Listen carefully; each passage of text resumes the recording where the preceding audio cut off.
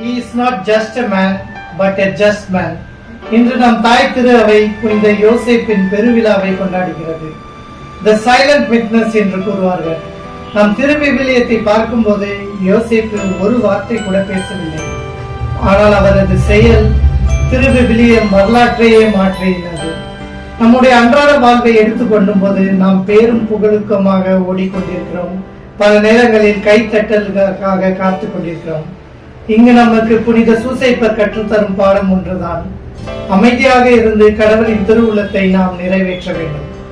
கனவுக்கு வடிவம் கொடுத்தவர் யோசேப்பு. கனவு வரும்போது யோசேப்பு அதை கண்டு கொள்ளாமல் விடவில்லை. மாறாக அந்த கனவை நிறைவேற்றினார். கடவுள் அளித்த கட்டளைகள் அனைத்தும் கனவின் வழியாகவே அவருக்கு வெளிப்படுத்தப்பட்டது. அந்த கனவை தன் வாழ்வில் நனவாக்கினார். நாம் இன்றைய காலகட்டத்தில் வெறும் கனவுதான் காண்கிறோமே தவிர அதை செயல் வடிவத்தில் நாம் கொண்டு வரவில்லை.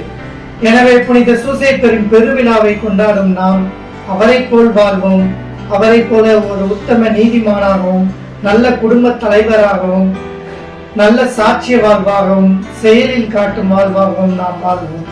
புனித சூசைப்பரே எங்களுக்காக வேண்டிக் கொள்வோம்.